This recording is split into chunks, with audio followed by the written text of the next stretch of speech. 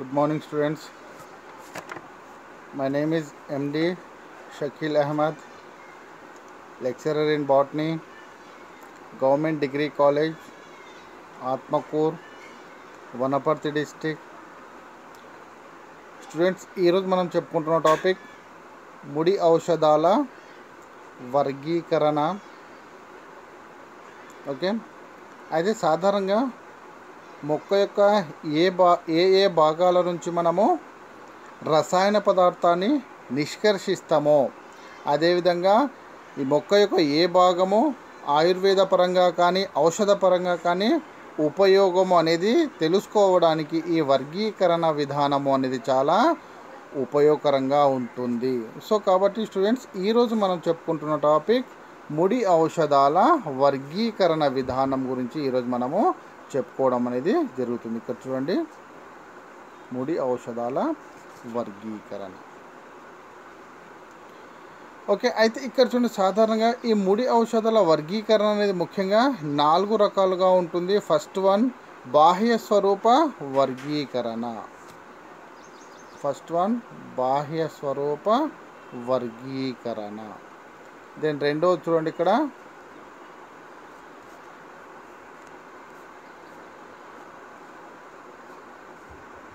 First one బాహ్య స్వరూప వర్గీకరణ. అయితే ఆ బాహ్య స్వరూప వర్గీకరణ మళ్ళీ 2 రకాలుగా ఉంటుంది. ఒకటి వ్యవస్థిత ఔషధాలు, రెండవది అవ్యవస్థిత ఔషధాలు. ఫస్ట్ వన్ వ్యవస్థిత ఔషధాలు, రెండవది అవ్యవస్థిత ఔషధాలు. ఈ విధంగా బాహ్య స్వరూప వర్గీకరణ అనేది ముఖ్యంగా 2 రకాలుగా ఏర్పడి ఉంటుంది.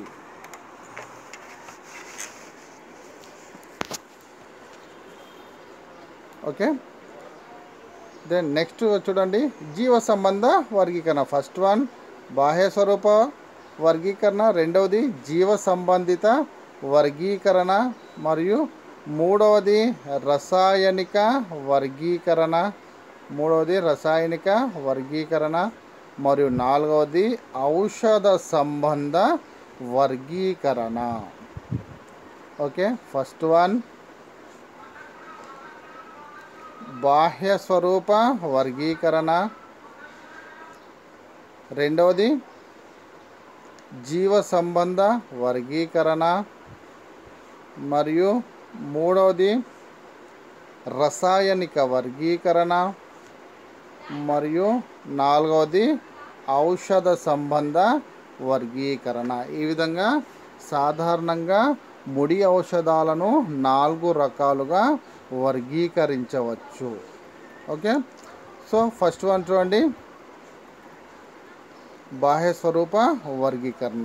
ఓకే, ఈరోజు చెప్పుకుంటున్న టాపిక్ ఏదంటే ముడి ఔషధాల వర్గీకరణ, classification of crude drugs. Okay, and cultivation. Then చూడండి, ఇక్కడ ఫస్ట్ ముడి ఔషధాలను ముఖ్యంగా మనము 4 రకాలుగా వర్గీకరించవచ్చు అని చెప్పుకున్నాం. అయితే సాధారణంగా మొక్క యొక్క ఏ భాగాల నుంచి మనము ముడి ఔషధాలను సేకరిస్తామో, అదేవిధంగా ఆ ముడి ఔషధాలలో ఏ రసాయనిక పదార్థం ఉంటుందో వాటి వల్ల కలిగే ఉపయోగాల గురించి తెలుసుకోవడానికి ఈ వర్గీకరణ విధానము అనేది చాలా ఉపయోగకరంగా ఉంటుంది. అయితే ఇక్కడ చూడండి, ముడి ఔషధాలను ముఖ్యంగా మనం ఆల్రెడీ చెప్పుకున్నాం 4 రకాలుగా వర్గీకరించవచ్చు అని చెప్పుకున్నాం. దాంట్లో మొదటి వర్గీకరణే బాహ్య స్వరూప వర్గీకరణ. చూడండి, బాహ్య స్వరూప వర్గీకరణ అంటే పూర్తి మొక్క, మనము ఏం చేస్తున్నాం ఇక్కడ, పూర్తి మొక్క లేదా మొక్క యొక్క బాహ్య భాగాల నుండి ఔషధాలను సేకరిస్తే అటువంటి వర్గీకరణ విధానాన్ని బాహ్య స్వరూప వర్గీకరణ. ఇక్కడ చూడండి, మన బాహ్య అంటే మొక్క యొక్క వెలుపలి భాగాలు, బాహ్య భాగాలను పరిగణలోనికి తీసుకొని వాటి నుంచి ఏం చేస్తున్నామంటే ఔషధాలను సేకరిస్తున్నాం. వాటిని ఏమంటున్నాం, బాహ్య స్వరూప వర్గీకరణ అని అంటారు. కాబట్టి పూర్తి మొక్క లేదా మొక్క యొక్క బాహ్య భాగాల నుంచి ఔషధాలను సేకరించే విధానంగా చేసిన వర్గీకరణ విధానాన్ని బాహ్య స్వరూప వర్గీకరణ అని అంటారు. అయితే ఈ బాహ్య స్వరూప వర్గీకరణ మళ్ళీ రెండు రకాలుగా ఏర్పడి ఉంటుంది. ఒకటి వ్యవస్థిత ఔషధాలు, రెండవది అవ్యవస్థిత ఔషధాలు. ఓకే, జాగ్రత్తగా మళ్ళీ ఒకసారి వినండి. బాహ్య స్వరూప వర్గీకరణ. బాహ్య స్వరూప వర్గీకరణ అంటే పూర్తి మొక్క లేదా మొక్క యొక్క బాహ్య భాగాల నుండి ఔషధాలను ఒకవేళ మనం సేకరిస్తే అటువంటి వర్గీకరణ విధానాన్ని బాహ్య స్వరూప వర్గీకరణ విధానం అని అంటారు. అయితే ఈ బాహ్య స్వరూప వర్గీకరణ విధానం ముఖ్యంగా రెండు రకాలుగా ఏర్పడి ఉంటుంది. ఒకటి వ్యవస్థిత ఔషధాలు, రెండోది అవ్యవస్థిత ఔషధాలు. చూడండి, వ్యవస్థిత ఔషధాలు అంటే మొక్క యొక్క కొమ్ము భాగము కానీ, నెక్స్ట్ వేరు భాగము కానీ, బెరడు భాగం కానీ, అదేవిధంగా పత్రాలు, పుష్పాలు ఇవన్నీ కూడా వ్యవస్థిత ఔషధాలు. ఒకవేళ ఈ కొమ్ము భాగం, మొక్క యొక్క కొమ్ము భాగం నుంచి కానీ, వేరు భాగం నుంచి కానీ, బెరడు భాగం నుంచి కానీ, పత్రాల నుంచి కానీ, పుష్పాల నుంచి ఒకవేళ మనము ఔషధ పదార్థాలను సేకరిస్తే అటువంటి ఔషధాలను వ్యవస్థిత ఔషధాలు అని అంటారు. రెండోది అవ్యవస్థిత ఔషధాలు. సాధారణ అవ్యవస్థిత ఔషధాలు అంటే మొక్క యొక్క వివిధ భాగాల నుంచి సేకరించిన లెటెక్స్ కానీ, అంటే వివిధ రకాల రసాయనిక పదార్థాలు, జిగటు పదార్థాలు అన్నట్టుగా మొక్క యొక్క వివిధ భాగాల నుంచి సేకరించిన పాల వంటి లేటెక్స్ కానీ, జిగటు పదార్థం కానీ, రెజిన్స్ ఇవన్నీ కూడా అవ్యవస్థిత ఔషధాల కిందికి వస్తాయి. ఓకే, అయితే సాధారణంగా ఈ బాహ్య స్వరూప యొక్క వర్గీకరణ వల్ల మనకు లాభం ఏమవుతుందంటే మొక్క యొక్క ఏ భాగం నుంచి ఏ రకమైన ఔషధం లభిస్తుందో అనేది మనం ఈజీగా ఈ బాహ్య స్వరూప వర్గీకరణ విధానం ద్వారా మనం ఈజీగా తెలుసుకోవచ్చు. ఓకే, సో ఒకసారి మళ్ళీ జాగ్రత్త వినండి. మొక్కలను సాధారణంగా ముడి ఔషధాల వర్గీకరణ అనేది ముఖ్యంగా 4 రకాలుగా ఉంటుంది. ఫస్ట్ వన్ బాహ్య స్వరూప వర్గీకరణ. బాహ్య స్వరూప వర్గీకరణ అంటే పూర్తి మొక్క లేదా మొక్క యొక్క బాహ్య భాగాల నుంచి ఒకవేళ ఔషధ పదార్థాలను సేకరిస్తే అటువంటి వర్గీకరణ విధానాన్ని బాహ్య స్వరూప వర్గీకరణ విధానం అని అంటారు.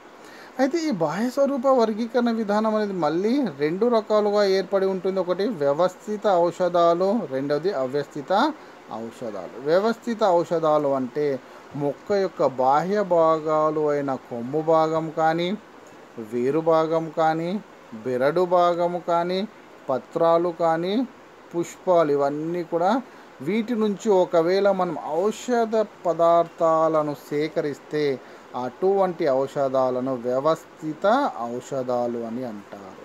రెండోది అవ్యవస్థిత ఔషధాలు. సాధారణంగా మొక్క యొక్క వివిధ భాగాల నుంచి సేకరించిన రసాయనిక పదార్థాలు అంటే అవి లేటెక్స్ కానీ, జిగురు కానీ, అదేవిధంగా రెజిన్స్ ఇవన్నీ కూడా ఏమంటే అవ్యవస్థిత ఔషధాలు. అయితే మన బాహ్య స్వరూప వర్గీకరణ విధానం వల్ల మనకు ఉపయోగం ఉంటే సాధారణంగా మొక్క యొక్క ఏ భాగం నుంచి ఏ రకమైన ఔషధాన్ని సేకరిస్తున్నామో అనేది ఈజీగా ఈ బాహ్య స్వరూప వర్గీకరణ విధానం ద్వారా మనము తెలుసుకోవచ్చు. దెన్ రెండవది చూడండి, ఇక్కడ జీవ సంబంధ వర్గీకరణ. ఓకే, సెకండ్ వన్ జీవ సంబంధ వర్గీకరణ. చూడండి, ఈ పదంలోనే ఉంది మనకు. ఇది జీవశాస్త్ర ఆధారంగా చేసిన వర్గీకరణ. ఓకే, జీవశాస్త్ర ఆధారంగా చేసిన వర్గీకరణ విధానాన్నే మనము జీవ సంబంధ వర్గీకరణ అని అంటారు. ఓకే, జీవశాస్త్ర ఆధారంగా చేసిన వర్గీకరణ విధానాన్ని జీవ సంబంధ వర్గీకరణ విధానం అని అంటారు. అయితే ఈ జీవ సంబంధ వర్గీకరణలు ఏం చేస్తామంటే మనం సాధారణంగా వృక్ష మరియు జంతువుల యొక్క వర్గీకరణ స్థానాన్ని బట్టి దీనిని ఈజీగా మనము సులభంగా వర్గీకరణ చేయవచ్చు. వీటి ఎగ్జాంపుల్ ఏం చెప్పుకుంటామంటే సాధారణంగా బెంతం మరియు హూకర్లు ప్రతిపాదించిన వర్గీకరణ విధానము. అయితే ఈ వర్గీకరణ ప్రకారము సాధారణంగా మనము వృక్షాలు కానీ జంతువులను ఏమవుతుందంటే వర్గీకరణ చేసేటప్పుడు ఓకే, వాటి యొక్క తరగతి ఏ విధంగా ఏర్పడి ఉంది, ఆ వృక్షాల యొక్క జంతువుల యొక్క తరగతి ఏమి, వాటి యొక్క క్రమము ఏది, కుటుంబము ఏది, ప్రజాతి జాతి, అన్ని రకాల వివరణలు అన్నీ కూడా ఈ జీవ సంబంధ వర్గీకరణ విధానం ద్వారా మనకు తెలుస్తాయి. ఓకే, లేదా జీవ సంబంధ వర్గీకరణ విధానం ద్వారా వీటి యొక్క వర్గీకరణ విధానము మనం ఈజీగా తెలుసుకోవచ్చు. అంటే సాధారణంగా ఆ మొక్కలు కానీ జంతువుల యొక్క తరగతి ఏ విధంగా ఏర్పడి ఉంది, ఏ తరగతికి అవి చెంది ఉన్నవి, మరి అవి ఏ క్రమానికి చెంది ఉన్నాయి, వాటి యొక్క కుటుంబం ఏది, నెక్స్ట్ అదేవిధంగా వాటి యొక్క ప్రజాతి ఏంటి, జాతి వివరాలన్నింటినీ కూడా మనము ఈ జీవ సంబంధ వర్గీకరణ విధానం ద్వారా మనం సులభంగా తెలుసుకోవచ్చు. సో కాబట్టి ముడి ఔషధాల వర్గీకరణలో రెండో రకమే, మళ్ళీ ఒకసారి వినండి, జీవ సంబంధ వర్గీకరణ. చూడండి, జీవ సంబంధ వర్గీకరణ అంటే జీవశాస్త్ర ఆధారంగా చేసిన వర్గీకరణ విధానాన్నే ఓకే జీవ సంబంధ వర్గీకరణ విధానం అని అంటారు.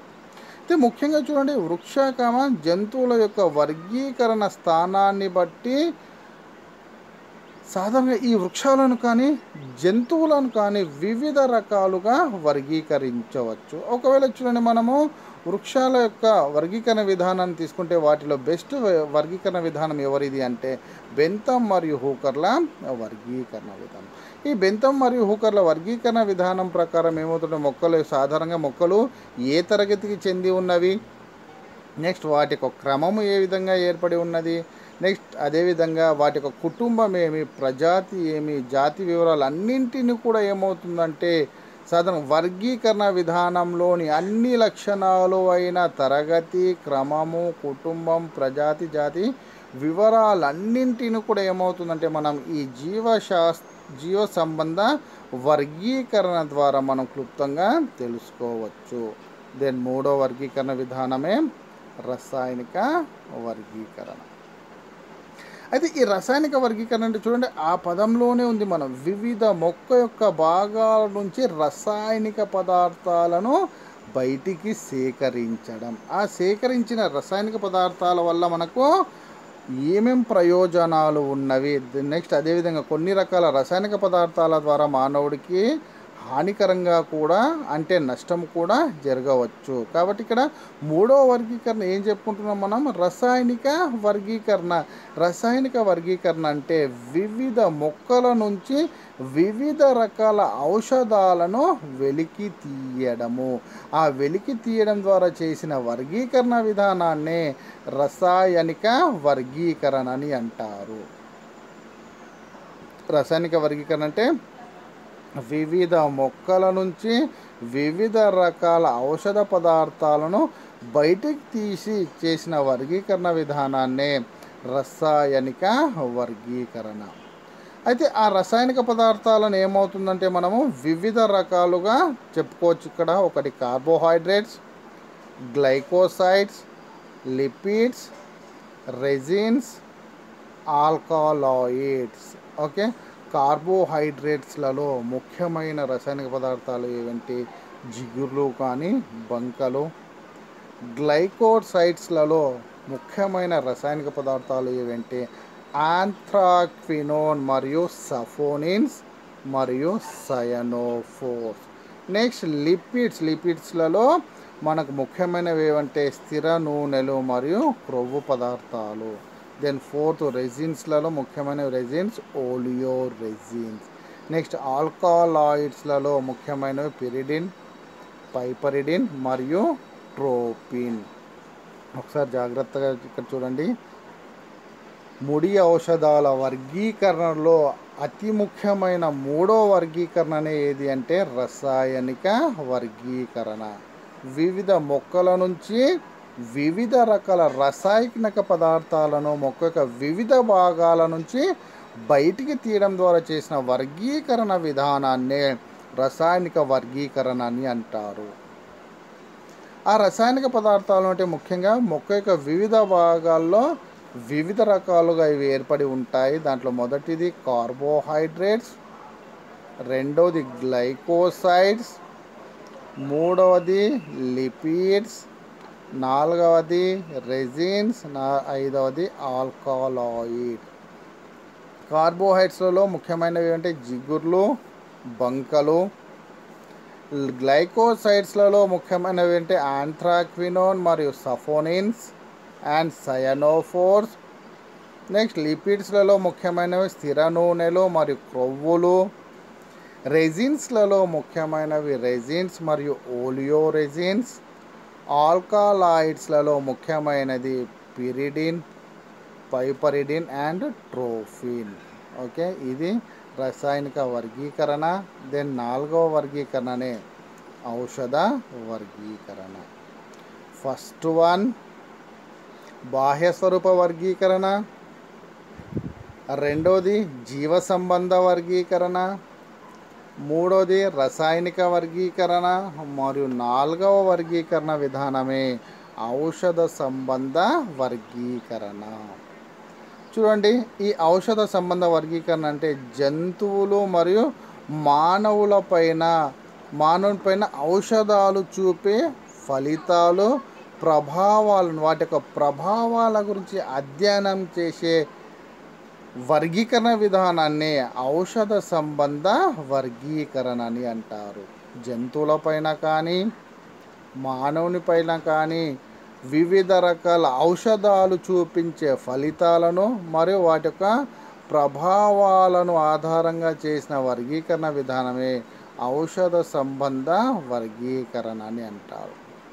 అయితే ఈ ఔషధ సంబంధ వర్గీకరణ శాస్త్రంలో సాధారణంగా ఔషధాల యొక్క ఉపయోగాలు ఏ విధంగా ఉన్నాయి, ఏ ఔషధం అనేది మానవుడికి ఏ విధంగా ఉపయోగకరంగా ఉంది, ఏ ఔషధం పరంగా మానవుడికి నష్టం ఉన్నది, ఏ ఔషధం అనేది ఆర్థిక పరంగా ఎక్కువ మొత్తంలో ఉపయోగకరంగా ఉంటుందో అనేది కూడా మనము ఈ ఔషధ సంబంధ వర్గీకరణ విధానం ద్వారా మనము చాలా సులభంగా తెలుసుకోవచ్చు. కాబట్టి ఈ ఔషధ సంబంధ వర్గీకరణ శాస్త్రంలో ఏమవుతుందంటే ఔషధాల యొక్క ఉపయోగాలు అనేవి మనకు ఇక్కడ క్లుప్తంగా తెలుసుకోవచ్చు. నెక్స్ట్ అయితే ఇక్కడ చూడండి, సాధారణంగా అదేవిధంగా మొక్క యొక్క ఏ భాగంలో లేదా ఏ మొక్క యొక్క ఏ భాగంలో ఏ రకమైన ఔషధాలు ఉన్నాయో అనేది కూడా ఈ ఔషధ సంబంధ వర్గీకరణ విధానం ద్వారా మనము సులభంగా తెలుసుకోవచ్చు. ఒకసారి మళ్ళీ వినండి. ఔషధ సంబంధ వర్గీకరణ అంటే జంతువులు మానవుని పైన ఔషధాలు చూపించే ఫలితాలను మరియు వాటి యొక్క ప్రభావాలను అధ్యయనం చేస్తూ చేసిన వర్గీకరణ విధానాన్ని ఔషధ సంబంధ వర్గీకరణ అని అంటారు. అయితే ఈ ఔషధ సంబంధ వర్గీకరణ విధానంలో సాధారణంగా ఔషధాల ఉపయోగాలు, ఏ మొక్కలో ఏ రకమైన ఔషధం ఉంది, ఆ మొక్క యొక్క ఉపయోగము అనేది మనము చాలా సులభంగా ఈ ఔషధ సంబంధ వర్గీకరణ విధానము ద్వారానే తెలుసుకోవచ్చు. ఓకే, నెక్స్ట్ ఉదాహరణకు ఈ ఔషధ సంబంధ వర్గీకరణకు ఉదాహరణకు సాధారణంగా మానవుని యొక్క జీర్ణకోశానికి సంబంధించిన ఔషధాలు ఏవి అంటే ఒకటి చూడండి, జీర్ణకారులు, యాలకులు, ఇక్కడ చూడండి చిన్న మిస్టేక్, యాలకులు, లవంగాలు, ఇంగువ, అల్లము. నెక్స్ట్ విరోచనకారిగా పనిచేసే ఔషధాలు అంటే సెన్న, ఆముదము. నెక్స్ట్ హృద్రోగులకు సంబంధించిన ఔషధాలు ఏవంటే కార్డియోటానిక్, డిజిటాలిస్, స్టోఫాంథస్. రక్తపోటు నివారణలో రావుల్ఫియా మొక్కల యొక్క ఔషధము అనేది చాలా ఉపయోగకరంగా ఉంటుంది. జాగ్రత్త వినండి. ఔషధ సంబంధ వర్గీకరణ యొక్క ఔషధాల్లో ఏ రకమైన ఔషధాలు అంటే మానవుడికి ఏ రకంగా ఉపయోగకరంగా ఉంటుందో మనం ఇక్కడ చూస్తున్నాం. ఒకటి జీర్ణకోశానికి సంబంధించిన ఔషధాలు, వాటిలో జీర్ణకారులుగా పనిచేసే వివిధ రకాల మొక్కలు ఏవంటే ఒకటి యాలకులు, నెక్స్ట్ లవంగాలు, ఇంగువ, అల్లము. నెక్స్ట్ విరోచనకారులుగా పనిచేసే ఔషధాలు ఏవి అంటే సెన్న మరియు ఆముదము. నెక్స్ట్ హృద్రోగులకు సంబంధించిన ఔషధాలు ఏవేవంటే ఒకటి కార్డియోటానిక్ డిజిటాలిస్ మరియు స్ట్రోఫాంథస్. నాలుగోది రక్తపోటు నివారణకు సంబంధించిన ఔషధాలను మనము రావుల్ఫియా మొక్కల నుంచి మనము గ్రహించుకోవచ్చు. ఈ రకమైన ఔషధాలను మనము సేకరించడం ద్వారా లేదా తీసుకోవడం ద్వారా వివిధ రకాల వ్యాధుల బారి నుంచి మనము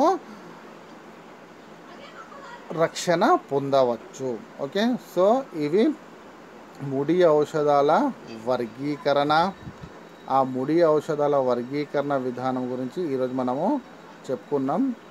ఓకే, సో మళ్ళీ ఒకసారి చూడండి. ముడి ఔషధాల వర్గీకరణ అనేది ముఖ్యంగా 4 రకాలుగా ఏర్పడి ఉంటుంది. ఒకటి బాహ్య స్వరూప వర్గీకరణ, రెండవది జీవ సంబంధ వర్గీకరణ, మూడవది రసాయనిక వర్గీకరణ మరియు నాలుగవది ఔషధ సంబంధ వర్గీకరణ. ఓకే, ఒకసారి మళ్ళీ బ్రీఫ్గా చెప్పుకుందాం, జాగ్రత్తగా వినండి. సాధారణంగా మొక్క యొక్క వివిధ భాగాల నుంచి మనము వివిధ ప్రదేశాల నుంచి మరియు మొక్కలోని వివిధ భాగాల నుంచి ఏమంటే వివిధ రకాల ఔషధ మొక్కలను సేకరించడము. ఆ ఔషధ మొక్కలను సేకరించిన తర్వాత ఆ ఔషధాల్లో ఏ రకమైన ఔషధాలు అంటే ఏ విధంగా ఉపయోగకరంగా ఉంటాయో అనేది ఈ వర్గీకరణ విధానం ద్వారా మనము సులభంగా తెలుసుకోవచ్చు. సాధారణంగా చూడండి,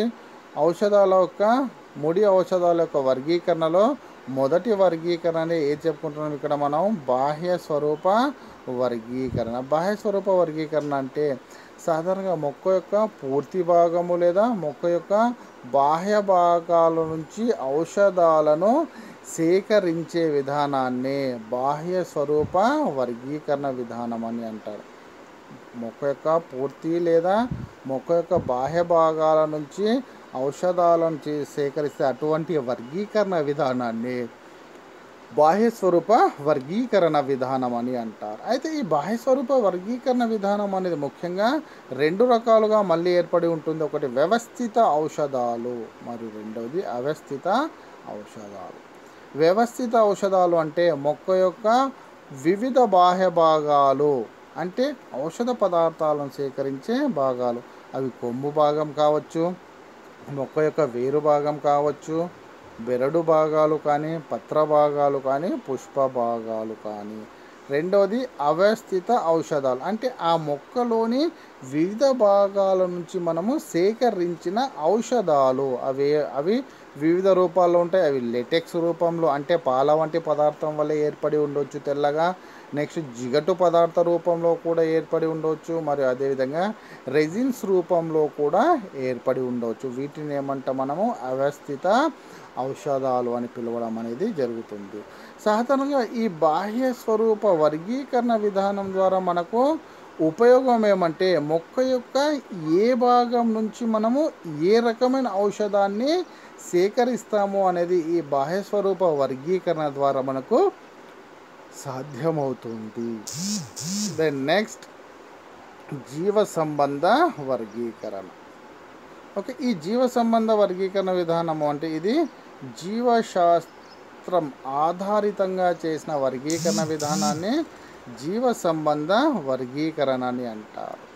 అయితే ఈ జీవ సంబంధ వర్గీకరణ అనేది ముఖ్యంగా వృక్ష మరియు జంతువుల యొక్క వర్గీకరణ స్థానాన్ని బట్టి అంటే క్లాసిఫికేషన్, ఆ వృక్షాల యొక్క వర్గీకరణ అంటే వృక్షాలు అంటే ముఖ్యంగా ఏ తరగతికి చెంది ఉన్నవి, వాటి యొక్క క్రమము ఏ విధంగా ఉన్నది, వాటి యొక్క కుటుంబం ఏమి, వాటి యొక్క ప్రజాతి ఏమి, వాటి యొక్క జాతి వివరాలన్నింటినీ కూడా మనం ఈ జీవ సంబంధ వర్గీకరణ విధానము ద్వారానే సులభంగా తెలుసుకోవచ్చు.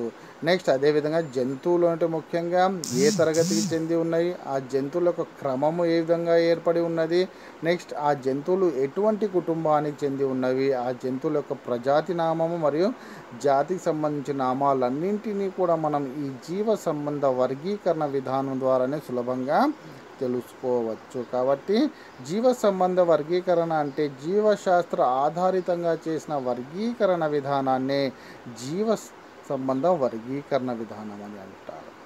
ముఖ్యంగా చూడండి, వృక్ష మరియు జంతువుల యొక్క వర్గీకరణ స్థానాన్ని బట్టి సాధారణంగా ఈ జీవ సంబంధిత వర్గీకరణ మనము చేయవచ్చు. వృక్షాల్లో అయితే బెస్ట్ ఎగ్జాంపుల్స్ ఎవరి వర్గీకరణ గురించి చెప్పుకుంటాం మనం, బెంథమ్ మరియు హూకర్ల వర్గీకరణ విధానం. అయితే వీరి ప్రకారం ఏమవుతుందంటే సాధారణంగా ఆ వృక్షాలు కానీ జంతువులు కానీ, అంటే బెంథమ్ వల్ల మరియు హూకర్ల వర్గీకరణ అయితే వృక్షాలకు సంబంధించింది. ఓకే, కాబట్టి ఆ వృక్షాల నుండి ఏ తరగతి చెంది ఉన్నాయి, వాటి యొక్క క్రమం ఏ విధంగా ఉంది, వాటి యొక్క కుటుంబం ఏ విధంగా ఉంది, వాటి యొక్క ప్రజాతి జాతి వివరాలన్నింటినీ కూడా ఈ జీవ సంబంధిత వర్గీకరణ విధానం ద్వారానే మనము తెలుసుకోవచ్చు. దెన్ మూడవ వర్గీకరణ విధానమే రసాయనిక వర్గీకరణ. చూడండి, రసాయనిక ఆ పదంలోనే ఉంది. వివిధ రకాల మొక్క యొక్క భాగాల నుంచి రసాయనిక పదార్థాలను బయటికి తీసి వాటి ఆధారంగా చేసిన వర్గీకరణ విధానాన్ని ఏమంటాం మనము, రసాయనిక వర్గీకరణ అని అంటారు. రసాయనిక వర్గీకరణ అంటే వివిధ మొక్కల నుంచి వివిధ రకాల ఔషధ పదార్థాలను బయటికి తీయడం ద్వారా ఔషధాల ఆధారంగా చేసిన వర్గీకరణ, రసాయనిక పదార్థాల ఆధారంగా చేసిన వర్గీకరణ విధానం కాబట్టి దీన్ని రసాయనిక వర్గీకరణ అని అంటారు. అయితే ముఖ్యంగా మొక్కలో రసాయనిక పదార్థాలు వివిధ రకాలుగా ఏర్పడి ఉంటాయి. ఒకటి కార్బోహైడ్రేట్స్ రూపంలో కానీ, రెండవది గ్లైకోసైడ్స్ రూపంలో కానీ, మూడవది లిపిడ్స్ రూపంలో కానీ, అదేవిధంగా నాలుగవది రెజిన్స్ రూపంలో కానీ, నెక్స్ట్ ఐదవది ఆల్కలాయిడ్స్ రూపంలో ఈ రసాయనిక పదార్థాలు అనేవి ఏర్పడి ఉంటాయి. ముఖ్యంగా కార్బోహైడ్రేట్స్లో ఎక్కువగా జిగురు పదార్థాలు మరియు బంక రూపంలో ఏర్పడి ఉంటాయి. గ్లైకోసైడ్స్ అనేవి ముఖ్యంగా ఆంథ్రాక్వినోన్, సఫోనిన్స్ మరియు సైనోఫోర్స్ రూపంలో ఏర్పడి ఉంటాయి. లిపిడ్స్ అనేవి ముఖ్యంగా స్థిరమైన నూనె పదార్థ రూపంలో కానీ, క్రొవ్వుల రూపంలో కానీ ఈ లిపిడ్స్ అనేవి ఏర్పడి ఉంటాయి. దెన్ నాలుగవది రెజిన్స్ అనేవి ముఖ్యంగా రెజిన్స్ మరియు ఓలియో రెజిన్స్ రూపంలో ఇవి ముఖ్యంగా ఏర్పడి ఉంటాయి. ఐదవది ఆల్కలాయిడ్స్, ఇవి పిరిడిన్, పైపెరిడిన్ మరియు ట్రోఫిన్ రూపంలో ఇవి ఏర్పడి ఉంటాయి. సో ముడి ఔషధాల వర్గీకరణలో మూడో రకమైన దాని గురించి ఇప్పుడు చెప్పుకున్నాం. మళ్ళీ ఒకసారి వినండి, మూడో రకమైన వర్గీకరణే రసాయనిక వర్గీకరణ. రసాయనిక వర్గీకరణ అంటే వివిధ మొక్కల నుంచి వివిధ రకాల ఔషధ పదార్థాలను బయటికి తీసి వాటి ఆధారంగా చేసిన వర్గీకరణ విధానాన్ని రసాయనిక వర్గీకరణ అని అంటారు. అయితే ఈ రసాయనిక పదార్థాలు అనేవి ముఖ్యంగా మానవుడికి అనేవి ఏ విధంగా ఉపయోగకరంగా ఉంటాయి, ఏ రకమైన రసాయనిక పదార్థం ద్వారా మానవుడికి ఏ రకమైన ఉపయోగం ఉంటుంది, మరియు ఆ రసాయనిక పదార్థం వల్ల కలిగే లాభ నష్టాల గురించి కూడా మనం ఈజీగా ఈ రసాయనిక వర్గీకరణ ద్వారానే సులభంగా తెలుసుకోవచ్చు. అయితే ఈ రసాయనిక పదార్థాలు అంటే ముఖ్యంగా 5 రకాలుగా ఏర్పడి ఉంటాయి. ఒకటి కార్బోహైడ్రేట్స్, గ్లైకోసైడ్స్, లిపిడ్స్, నాలుగవది రెజిన్స్ మరియు ఐదవది ఆల్కలాయిడ్స్.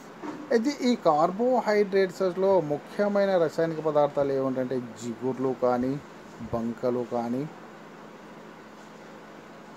గ్లైకోసైడ్స్లలో ఆంథ్రాక్వినోన్, సఫోనిన్స్ మరియు సయనోఫోర్స్ అనే రసాయనిక పదార్థాలు ఏర్పడి ఉంటాయి. థర్డ్ వన్ లిపిడ్స్లలో, ఈ లిపిడ్స్ అంటే ముఖ్యంగా స్థిర నూనెల రూపంలో కానీ, క్రొవ్వు రూపంలో కానీ ఏర్పడి ఉంటాయి. దెన్ నాలుగవది రెజిన్స్ అనేవి ముఖ్యంగా రెజిన్స్ మరియు ఓలియో రెజిన్స్ రూపంలో ఏర్పడి ఉంటాయి. చివరిది ఆల్కలాయిడ్స్లో ఇవి పిరిడిన్, పైపెరిడిన్ మరియు ట్రోఫిన్స్ రూపంలో ఇవి ఏర్పడి ఉంటాయి. దెన్ నాలుగవ రకమైన వర్గీకరణ విధానమే ఔషధ సంబంధ వర్గీకరణ. చూడండి, మొదటి రకమైనది బాహ్య స్వరూప వర్గీకరణ గురించి చెప్పుకున్నాం, జీవ సంబంధ వర్గీకరణ గురించి చెప్పుకున్నాం, మూడవది రసాయనిక సంబంధ వర్గీకరణ గురించి చెప్పుకున్నాం. దెన్ నాలుగవది ఔషధ సంబంధ వర్గీకరణ. ఔషధ సంబంధ వర్గీకరణ అంటే జంతువుల మరియు మానవుల పైన సాధారణంగా ఔషధాలు చూపించే ఫలితాలను కానీ వాటి యొక్క ప్రభావాలను అధ్యయనం చేస్తూ చేసిన వర్గీకరణ విధానాన్ని ఔషధ సంబంధ వర్గీకరణ విధానం అని అంటారు. జంతువులపైన కానీ మానవుని పైన కానీ ఔషధాలు చూపించే ఫలితాలను కానీ వాటి ప్రభావాలను ఆధారంగా చేసిన వర్గీకరణ విధానాన్ని ఏమంటాం ఇక్కడ మనము ఔషధ సంబంధ వర్గీకరణ విధానం అని అంటారు. అయితే ఈ ఔషధ సంబంధ వర్గీకరణ విధానంలో అంటే సాధారణంగా ఈ రకమైన వర్గీకరణ విధానం ద్వారా ఔషధాల యొక్క ఉపయోగాలను మనం సులభంగా తెలుసుకోవచ్చు. అయితే ఇంకోటి ఏమంటే సాధారణంగా ఏ రకమైన మొక్కలో ఏ రకమైన ఔషధ పదార్థం ఉన్నది, ఆ ఔషధ పదార్థం ద్వారా మానవుడికి ఏ రకమైన రోగాల నుంచి మనము బయటపడవచ్చు, అలాంటి ఔషధ పదార్థాలను తీసుకోవడం ద్వారా ఏ రకమైన రోగాల నుంచి మనం బయటపడవచ్చు అనేది సాధారణంగా వీటి ద్వారానే మనం సులభంగా అంటే తెలుసుకోవచ్చు. ఓకే, నెక్స్ట్ ఇక్కడ చూడండి కొన్ని రకాల ఉదాహరణలు. సాధారణంగా మనం ఏం చెప్తామంటే జీర్ణకోశానికి సంబంధించిన ఔషధాలు ఏవేవి అంటే ముఖ్యంగా మనము యాలకులను కానీ, లవంగాలను కానీ, ఇంగువ కానీ, అల్లంను కానీ వాటిని పేస్ట్ రూపంలో చేసి వాటిని తీసుకోవడం ద్వారా ఏమవుతుందంటే జీర్ణకోశానికి సంబంధించిన వ్యాధుల నుంచి మనము కాపాడుకోవచ్చు, బయటపడవచ్చు. అంటే ముఖ్యంగా ఈ యాలకులు కానీ, లవంగాలు కానీ, ఇంగువ కానీ, అల్లము కానీ ఇవన్నీ కూడా ఏమవుతుందంటే జీర్ణకారులుగా పనిచేస్తాయి. దెన్ నెక్స్ట్ కొన్ని రకాల ఔషధ పదార్థాలు విరోచనకారులుగా కూడా పనిచేసే వాటిలో ముఖ్యమైనవి సెన్న, ఆముదము. ఫస్ట్ ఏంటి జీర్ణకోశానికి సంబంధించిన ఔషధాలు ముఖ్యంగా ఏమవుతుందంటే ఇది ఈజీగా మనకు జీర్ణకారిగా పనిచేస్తాయి. వాటిలో ముఖ్యమైన రసాయనిక పదార్థాలను అంటే ఔషధ పదార్థాన్ని ఇచ్చే మొక్క భాగాలు ఏవి అంటే యాలకులు, చిన్న మిస్టేక్ చూడండి ఎలుకలు అని పడ్డది, యాలకులు, నెక్స్ట్ లవంగాలు, మూడవది ఇంగువ, నాలుగవది అల్లము. అయితే వీటిని పేస్ట్గా చేసిన వీటిని మనం తీసుకోవడం ద్వారా ఏమవుతుందంటే ఇది ఈజీగా జీర్ణకారిగా కూడా ఇవి పనిచేస్తాయి. రెండవది ఏదంటే విరోచనకారులు. అయితే ముఖ్యంగా సెన్న కానీ ఆముదం యొక్క పేస్టును మనం తీసుకోవడం ద్వారా ఏమవుతుందంటే ఇవి విరోచనకారులుగా ఇవి పనిచేస్తాయి. రెండవది హృద్రోగులకు సంబంధించిన ఔషధాలు, ఉదాహరణకు కార్డియోటానిక్, డిజిటాలిస్, స్ట్రోఫాంథస్. కార్డియోటానిక్, డిజిటాలిస్ మరియు స్ట్రోఫాంథిస్ వంటివి హృద్రోగులకు సంబంధించిన ఔషధాలుగా పనిచేస్తాయి. నెక్స్ట్ రక్తపోటును నివారించడంలో కూడా ముఖ్యంగా ఈ రాఫుల్ఫియా యొక్క ఔషధాలను మనం తీసుకోవడం ద్వారా రక్తపోటు నివారణను కొద్ది మొత్తంలో తగ్గించుకోవచ్చు. ఇవి ముఖ్యంగా ముడి ఔషధాలు. ముడి ఔషధాలు అనగానేమి, ముడి ఔషధాలను ఏ మొక్క భాగాల ఆధారంగా నెక్స్ట్ ఏ ప్రదేశాల నుంచి సేకరిస్తామో, నెక్స్ట్ ఆ ముడి ఔషధాల్లో ఏ రకమైన రసాయనిక పదార్థాలు ఏర్పడి ఉన్నవి, ఏ రకమైన రసాయనిక పదార్థాలు అంటే ఏ విధంగా మానవుడికి ఉపయోగకరంగా ఉంటాయో అనేది ముఖ్యంగా మనము ఈ ముడి ఔషధాల వర్గీకరణ విధానం ద్వారా మనం ముఖ్యంగా చెప్పుకోవడం అనేది జరిగింది. ఓకే, మళ్ళీ ఒకసారి చూడండి, ఇక్కడ చాలా ఇంపార్టెంట్ క్వశ్చన్. ముడి ఔషధాల వర్గీకరణ. ముడి ఔషధాల వర్గీకరణ అనేది ముఖ్యంగా 4 రకాలని చెప్పుకున్నాం. ఒకటి బాహ్య స్వరూప వర్గీకరణ. అయితే ఈ బాహ్య స్వరూప వర్గీకరణ అనేది మళ్ళీ 2 రకాలని చెప్పుకున్నాం. ఒకటి వ్యవస్థిత ఔషధాలు, రెండోది అవ్యవస్థిత ఔషధాలు. ముడి ఔషధాల వర్గీకరణలో మొట్టమొదటి రకమే బాహ్య స్వరూప వర్గీకరణ. First one. అయితే ఈ బాహ్య స్వరూప వర్గీకరణ మళ్ళీ 2 రకాలు. ఒకటి వ్యవస్థిత ఔషధాలు, రెండవది అవ్యవస్థిత ఔషధాలు. నెక్స్ట్ రెండవ వర్గీకరణ జీవ సంబంధిత వర్గీకరణ. జీవ సంబంధ వర్గీకరణ అనేది జీవశాస్త్రం ఆధారంగా చేసిన వర్గీకరణ. దెన్ మూడవది రసాయనిక వర్గీకరణ. రసాయనిక వర్గీకరణ అనేది వివిధ మొక్కల నుంచి వివిధ రకాల ఔషధ పదార్థాలను బయటికి తీసి చేసిన వర్గీకరణ విధానమే ఈ రసాయనిక వర్గీకరణ. రసాయనిక పదార్థాలు మొక్కల వివిధ రకాలుగా ఏర్పడే కార్బోహైడ్రేట్స్ రూపంలో కానీ, గ్లైకోసైడ్స్ రూపంలో కానీ, లిపిడ్స్ రూపంలో కానీ, దెన్ నెక్స్ట్ రెజిన్స్ రూపంలో కానీ, దెన్ చివరిది ఆల్కలాయిడ్స్ రూపంలో కానీ ఈ రసాయనిక పదార్థాలు వంటి మొక్కల్లో ఏర్పడి ఉంటాయి. దెన్ లాస్ట్ వర్గీకరణ విధానమే ఔషధ సంబంధ వర్గీకరణ. ఔషధ సంబంధ వర్గీకరణ అంటే సాధారణంగా మొక్కలు మరియు జంతువులు మరియు మానవులపైన ఔషధాలు చూపించే ఫలితాలను ప్రభావాలను ఆధారంగా చేసిన వర్గీకరణ విధానమే ఔషధ సంబంధ వర్గీకరణ. అయితే ముఖ్యంగా ఈ ఔషధ సంబంధ వర్గీకరణలో ఔషధాల యొక్క ఉపయోగాల గురించి మనకు క్లుప్తంగా తెలుస్తాయి. నెక్స్ట్ అదేవిధంగా మొక్క యొక్క ఏ భాగంలో ఏ రకమైన ఔషధాలు ఉంటాయో అనేది కూడా ఈ ఔషధ సంబంధ వర్గీకరణ విధానం ద్వారానే మనము తెలుసుకోవచ్చు. నెక్స్ట్ కొన్ని ఎగ్జాంపుల్.